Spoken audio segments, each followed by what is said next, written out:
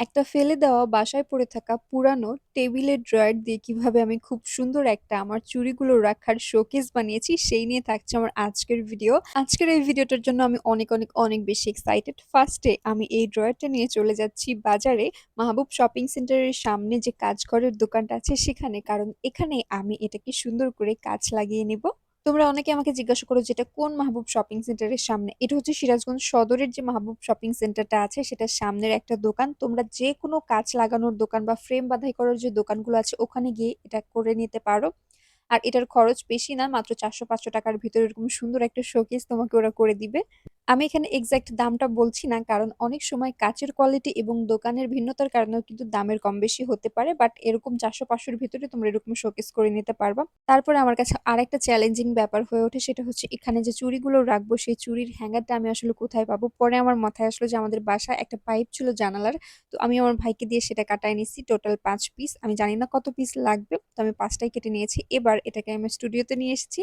প্রথমে আমি এখানে হচ্ছে একটা হোয়াইট বেস দিব। আমার কাছে জেসোটা ছিল, বাট এখানে অনেক পরিমাণ জেসো লাগবে, সেজন্য আমি এই ডিসেম্বর কালারটা ইউজ করেছি। এটা অফ হোয়াইট কালার।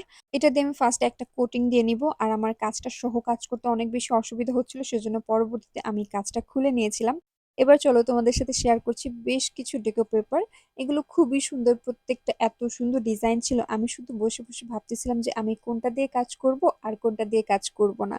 এই প্রত্যেকটা সুন্দর সুন্দর ডেকো পেপার তোমরা পেয়ে যাবে the art and craft crystal পেজে। আমি পেজ লিঙ্কটা ক্যাপশনে মেনশন করে দিয়েছি, তোমরা চাইলে সেখান থেকে তোমাদের পছন্দের ডেকো পেপারটি অর্ডার করে ফেলতে পারো। ডেকো পেপার লাগানোর পূর্বে আমি এখানে প্রথমে একটা প্যাস্টেল শেডের কালার করে নিচ্ছি। এবার এটাকে শুকাতে দিয়ে চলো তোমাদের সাথে একটা পার্সেলের আনবক্সিং শেয়ার করি।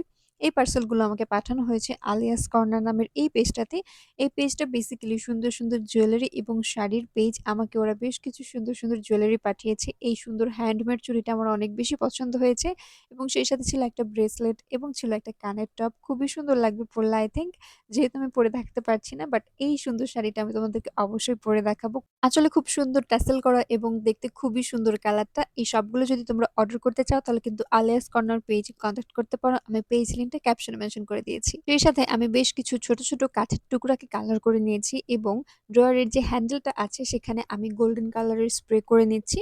এটা আমি রেখেছি তার কারণ আমি যেন এটা খুব সুন্দর করে কোনো হ্যাঙ্গারের সাথে হ্যাং করে রাখতে পারি। স্প্রে করে নেওয়ার পরে আমি বাকি অংশটাও প্যাস্টেল শেডের কালার করে নিয়েছি, এবং যে অংশটায় আমি হচ্ছে ডেকো পেপারটা লাগাবো সেটাকে আমি সুন্দর করে আগে গ্লু দিয়ে একটা কভার আপ করে নিয়েছি, এবং তারপরে এই সুন্দর পার্পল কালারের যে প্রিন্টেড পেপারটা ছিল সেটাকে আমি সিলেক্ট করেছি মাঝখানে দেওয়ার জন্য। খুব সুন্দর করে আস্তে আস্তে এটা কাজ করতে হয়, তা না হলে কিন্তু ডেকো পেপার ছিঁড়ে যাওয়ার চান্স থাকে। এবং গ্লু দিয়ে ওপরে আরেকটা কোটিং দিলে এটা একদম প্রোটেক্টেড হয়ে যায়, তখন আর পানি লাগলেও নষ্ট হয় না। এবার কর্নারে আমি আরেকটা খুব সুন্দর ডেকো পেপার লাগিয়েছি, এবং বর্ডারের অংশটা আমি পিঙ্কিশ টাইপের যে প্যাস্টেল শেড আছে সেটা দিয়ে কালার করে নিচ্ছি, যাতে খুব সুন্দর কালারগুলো কন্ট্রাস্ট হয়। এবার ওই যে কাঠের টুকরোগুলো দেখেছিলে ওগুলো আমি এখানে সেট করে নিয়েছি। আমি প্রথমে 5টা দিয়েছিলাম, কিন্তু 5টা দেওয়ার পরে আমি খেয়াল করলাম যে এটা হচ্ছে চুড়িগুলো অ্যাডজাস্ট হচ্ছে না, সেজন্য আবার একটা করে উঠিয়ে আমি পরবর্তীতে 4টা সেট করেছি।